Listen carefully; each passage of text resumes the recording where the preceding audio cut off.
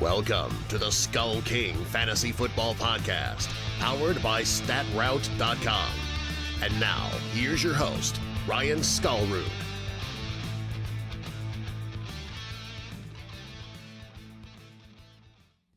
Hello and welcome to another episode of the SkullKing Fantasy Football Podcast. My name is Ryan Skullroot. I am your host, and tonight you will get to see a little bit more of me and my thoughts in terms of what I'm looking for in when I'm drafting. And really tonight, because I am going over my guys. These are the guys that I want on my fantasy teams.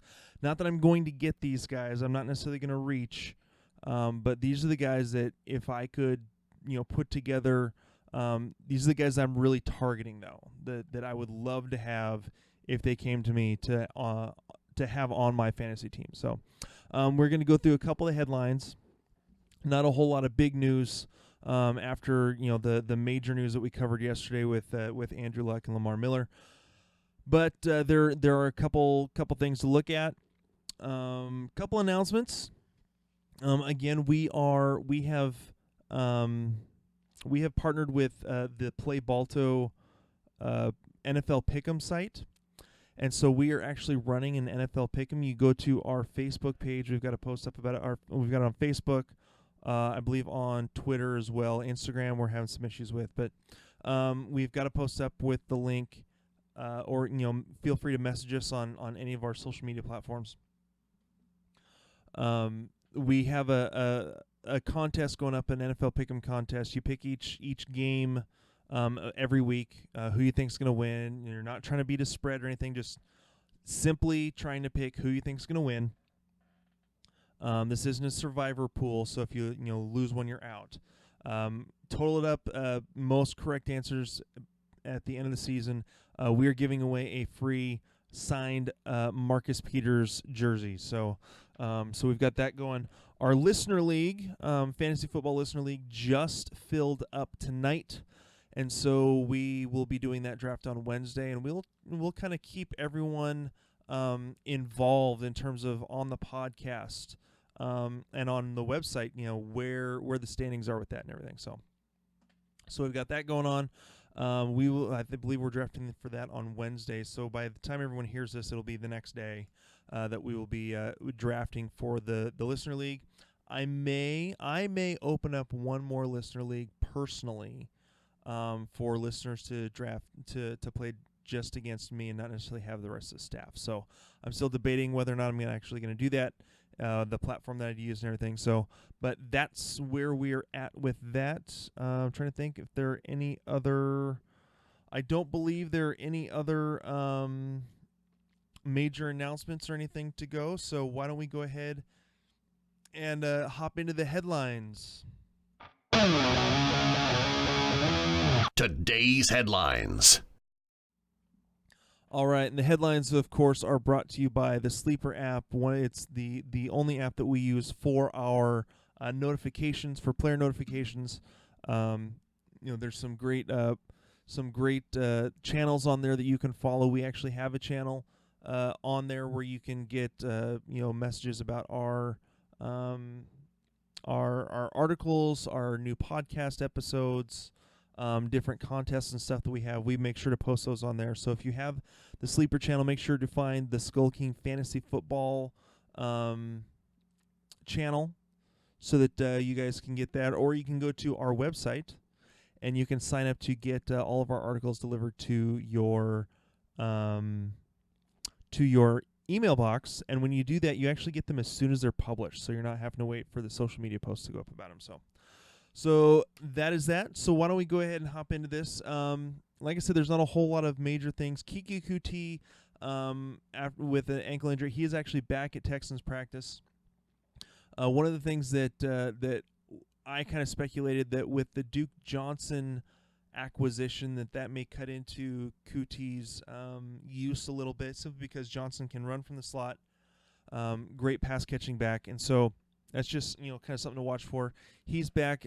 I'm not targeting QT in any draft, no matter how deep, simply because the guy has a problem staying healthy. So Amari Cooper is on schedule to play Week 1. He's been dealing with a foot or ankle injury or whatever it is, but he is on pace to play in Week 1, which will be good for Dak Prescott, especially if Ezekiel Elliott's not there.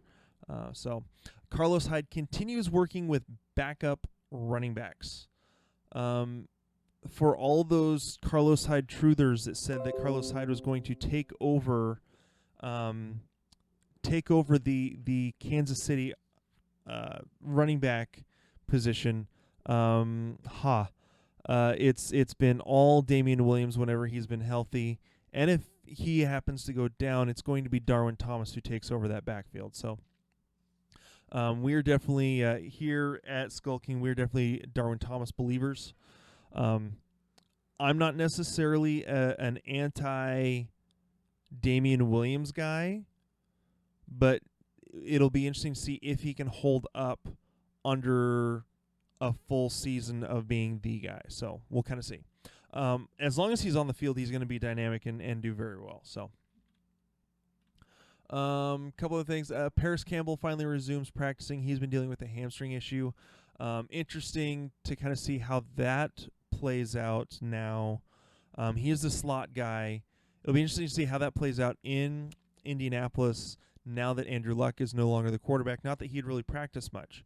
Really only been Jacoby Brissett who had been working with the ones, and so Paris Campbell could possibly be that slot guy this year, and it'll be interesting to see how that works out. So, let's see. Mike Evans has returned to practice, which is good. He's going to be a solid wide receiver one. With again, we've mentioned Chris Godwin and all the targets that have been vacated for Chris Godwin to be a solid pickup this year. Not all those targets are going to go to Godwin and to O.J. Howard. Some of those are going to filter over to Mike Evans. Mike Evans had a ton of targets last year too. So Mike Evans should be in for a big year, again, as long as he stays healthy. Zeke Elliott says, I want to be a Cowboy for life. And at the same time, later on said that I can see myself playing somewhere else. So I'm confused by this. This is still a waiting game. If you're going to draft Ezekiel Elliott, like I said on the last show, make sure that you draft Tony Pollard. He's been going around in the 7th or 8th round, so Pollard has. Kenny Drake has returned to Miami Dolphins practice. Good sign for the season opener. That being said, I am still more on the Kalen Ballage, however his name is, Ballage, I think is how it's said. I think that he is going to be the main guy to look at. Drake has never been the full-time guy on this offense. Now, again, we're dealing with a new head coach, new running back coach, new offensive coordinator. It's not Adam Gase anymore. I still don't know if what to expect of Drake. And Ballage has been a decent runner up the middle. And so I think that Drake could be more of that PPR guy, catch the ball out of the backfield. So, like I said, there's not a whole lot since we did the show yesterday. Not a whole lot to cover there in terms of the news and notes. So we are going to go ahead, hop right into the My Guys section of this episode. So, again, I want to go into a little bit and kind of clarify what I'm doing with this section. These are guys that I absolutely love, that I really want on my fantasy team. I'm not saying I'm going to get them, but these are guys that I want. They're not necessarily going to be guys that I could draft, to get them all on the same team. A lot of them I could, depending on how they fell in a draft, how big or small the league was. A couple of these guys, their draft position is like back to back. And so I've got 5 players I'm going over tonight that I absolutely love. Some of these, I love them and other people don't, which is why I wanted to make sure that they were on this list. So a few of these guys are somewhat not necessarily questionable, but they are they're not necessarily a consensus, yes, that is a guy you want to own. So why don't we go ahead and start it off. Number one, first guy that we're going to talk about, Nick Chubb, running back for the Cleveland Browns. Finished last year 996 yards, 5.2 yards per carry, 10 total TDs. He had 20 receptions, so there was 8 on the ground and 2 touchdowns through the air. If you look at what he did through the season last year, opening up his game logs right here, he was given no more than 3 carries for the first 6 weeks of the season last year because they had Carlos Hyde. He ran, 3 for 21 in game 1, 2 for 14 in game 2, 2 for 6 game 3. Then in the loss to Oakland, he runs 3 carries for 105 yards and 2 touchdowns. One of them was a 63-yard touchdown. And so, take those out. He still had solid running numbers, even without that game. Week 5, 3 for 2. Week 3, 3 for 25. The guy can break open the big score. And so he was extremely consistent once he got the starting job. 80 yards and a touchdown, 65 yards with 2 catches. Solid player. Now, the big question with Nick Chubb is he worth that, mid to end of first round pick if Kareem Hunt is coming back? And the answer is simply yes. Here's why. Kareem Hunt, we've talked about this over and over and over again. Kareem Hunt, 1, has to stay out of trouble for 10 weeks because week 10 is when they officially come back. He has an 8-game suspension. Their bye week is week 7. And so comes back. So it's week 10 is when he can officially come back. He has to stay out of trouble. He's not, during suspensions, guys are not allowed to be part of the team meetings. They're not allowed to be in the practices. They can be seen and they can do their own workouts separately. However, they are not allowed to be part of the team activities with the rest of the team. So Kareem Hunt has to be isolated away from that. Again, has to stay out of trouble.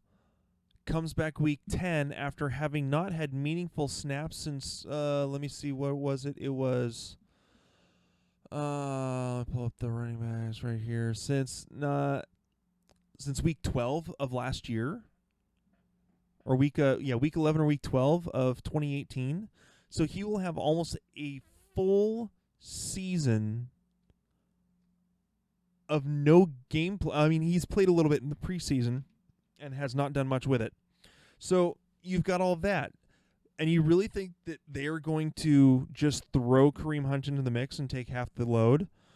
Which people are saying that, Nick Chubb is a bum and that Kareem Hunt's going to take over that backfield. He's not going to do that. The Browns are not going to do that. Nick Chubb is going to be a solid, I believe, top 10 running back all season long, period. They even want to get him more involved in the passing game, which is even better for his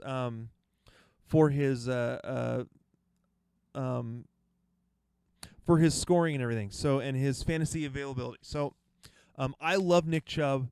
I would love to have him. I am advocating for him in many, many drafts and in many discussion groups. Draft Nick Chubb. Stop worrying about Kareem Hunt. So that's number one. Number two, my number 2 player that I am absolutely going gaga over and want to have on my team is, yes, I am part of the David Montgomery hype train. Do not blame Brad Evans and Yahoo Noise for this.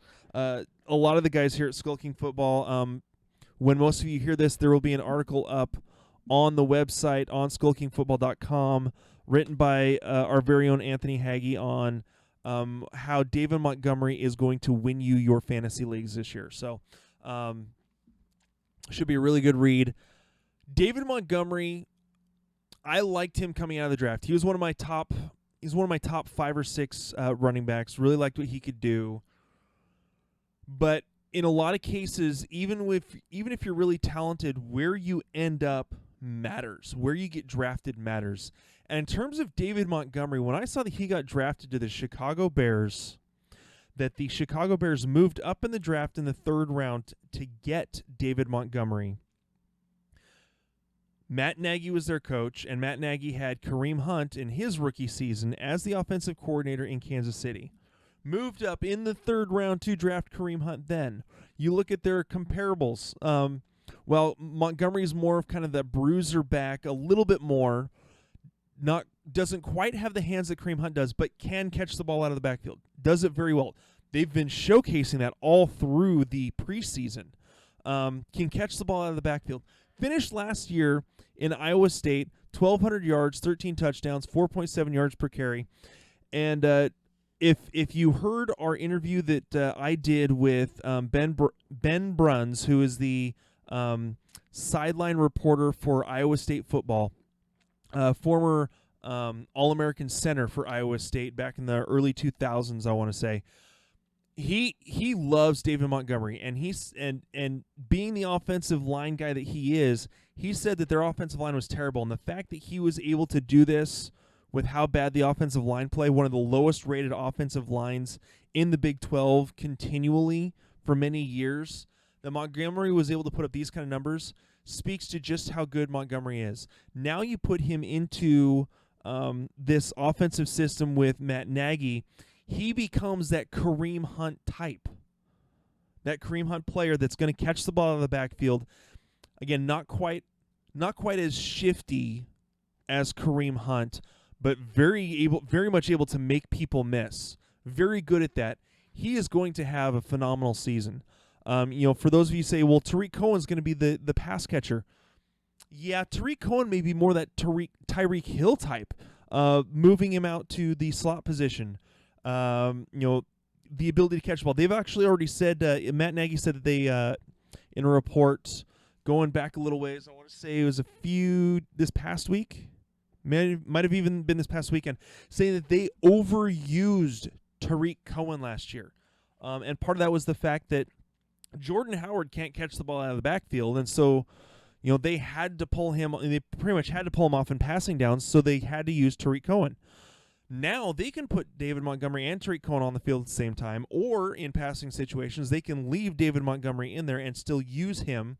Montgomery has lined up in the slot at Iowa State, and so he has the ability, he has the tools necessary to be a very productive running back in the NFL, and I am over the moon in terms of happy to see that he landed with Matt Nagy, and cannot wait to see what the type of numbers he puts up this year.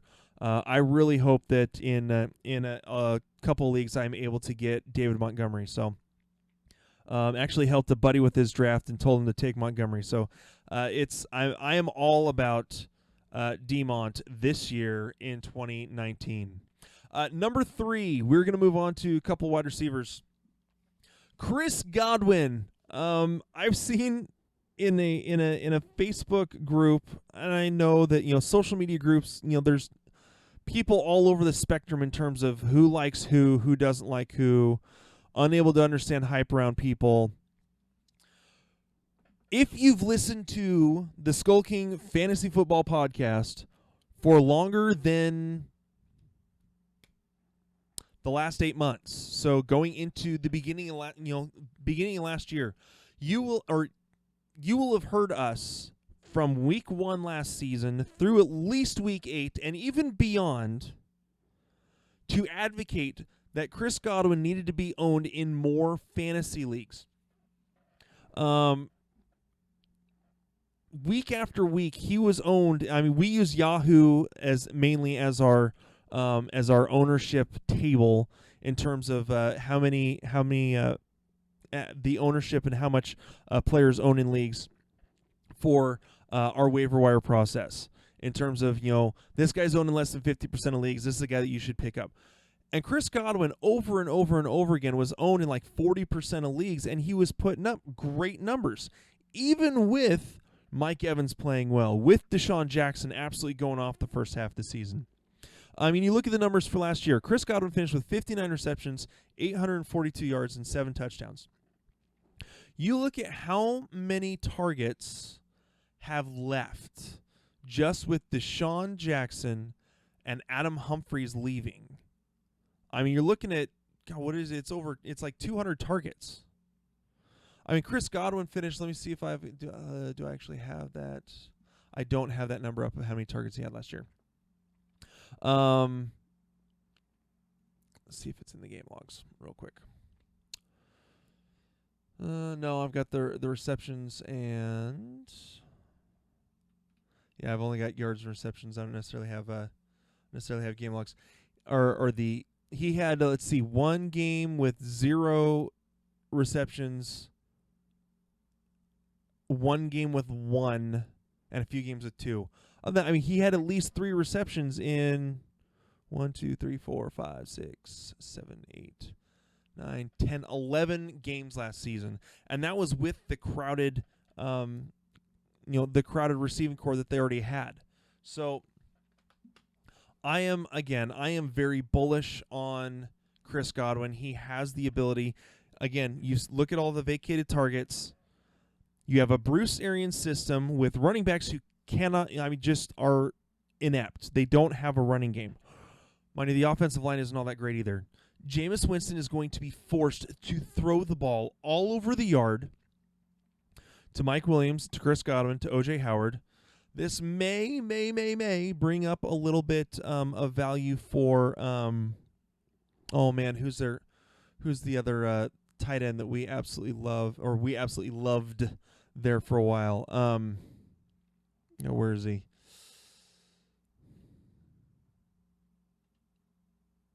Oh shoot.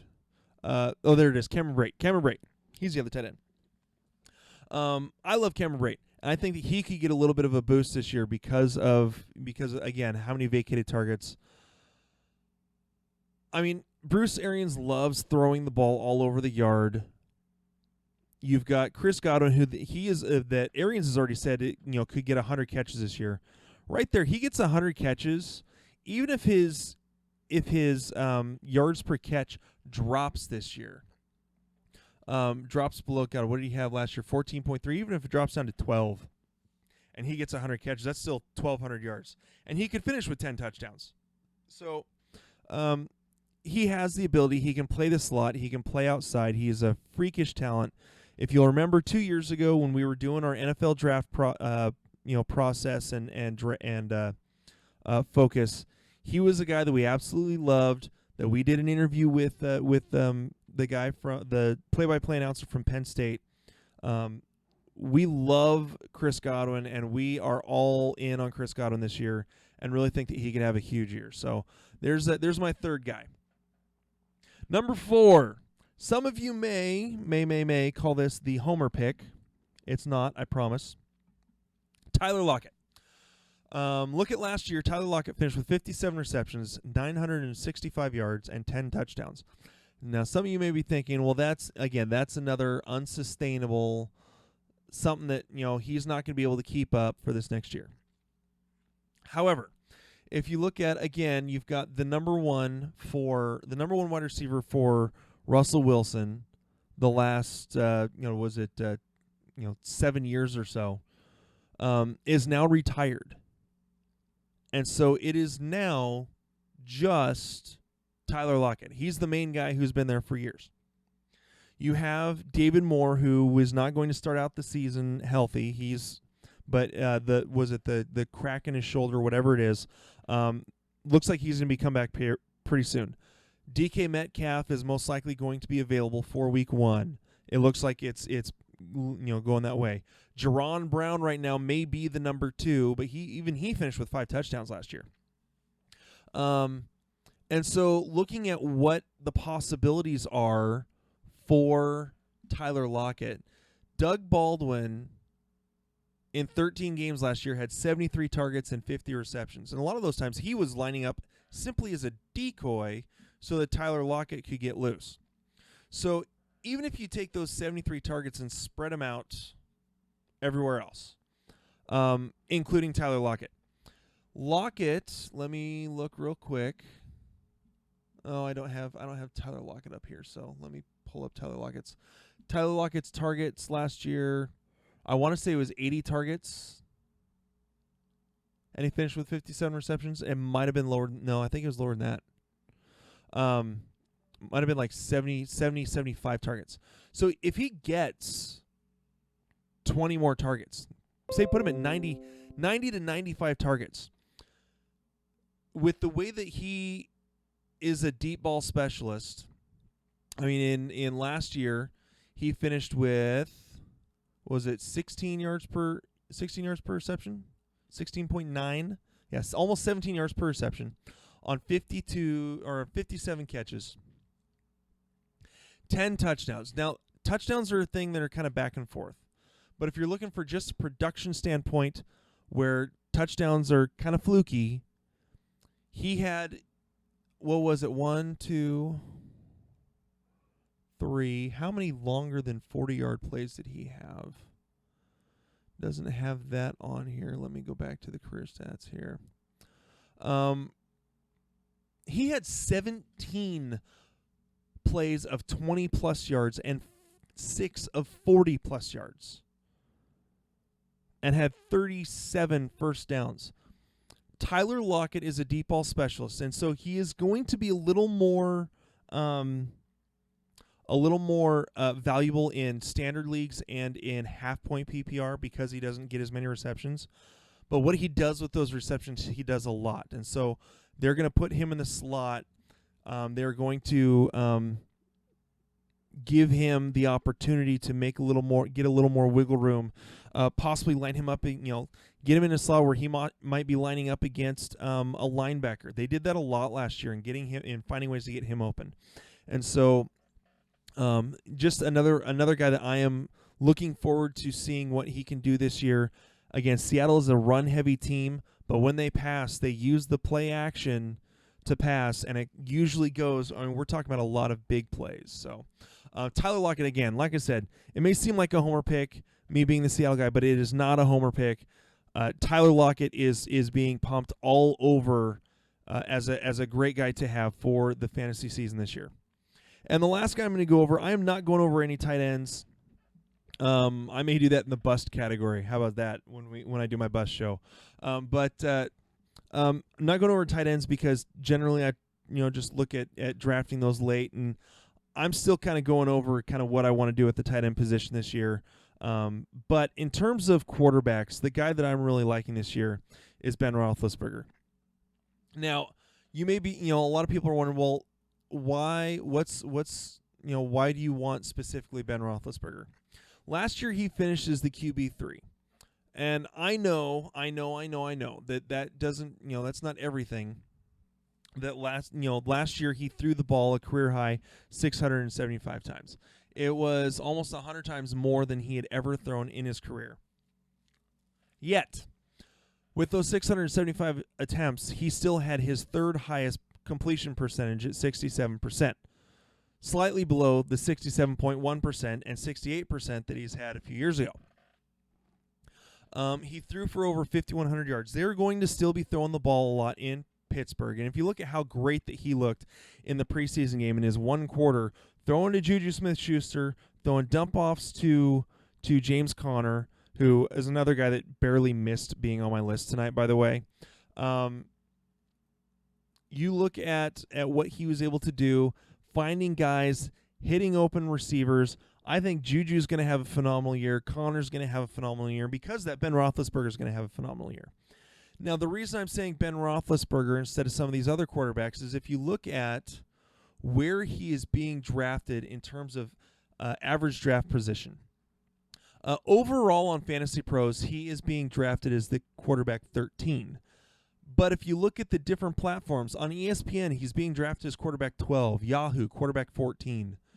Major anomaly here, CBS has him being drafted as the quarterback 7.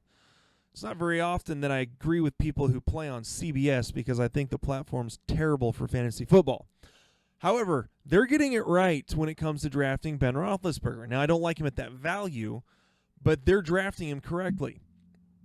Fantasy Football Calculator, he's going as the 16th quarterback. Fantrax, the 15th quarterback. So getting him that late, where basically everyone already has their quarterbacks. In 10 to 12 team leagues, he's practically going undrafted, unless you have people that draft 2 quarterbacks, which please do not do that in your leagues.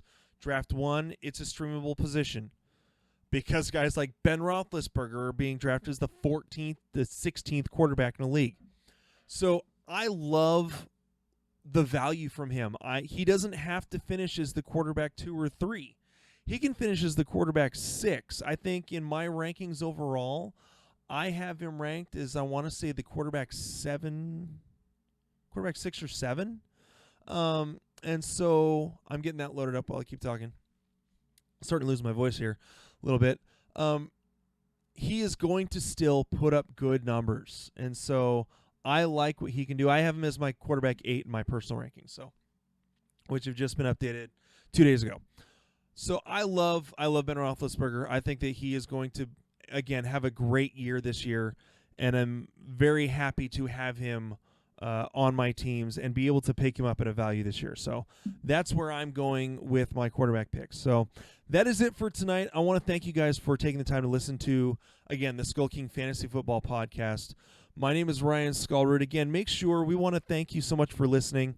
Make sure to hit that subscribe button, whether you're on iTunes, Stitcher, Google Play, CastBox. We have a semi-decent following on Breaker. All these other podcast platforms. Wherever you are, if you could please hit the subscribe button. Follow us on YouTube. You can actually watch and see some of the graphics I put up, and actually see my face as I'm yelling and ranting and raving. But please follow us, comment, leave us ratings and reviews to let us know what we can do better, what we need to change, or that you just love us and that we're perfect, and we love that too. So thank you again for listening. My name is Ryan Skullroot, and we will talk to you guys later. Hey, SkullKing Nation. Thank you for listening to the SkullKing Football Podcast. Did you like this episode? If so, be sure to go to iTunes, Stitcher, Google Play, and YouTube to subscribe. Also, please leave us a rating and reviews to let us know how we can better help you rule your leagues.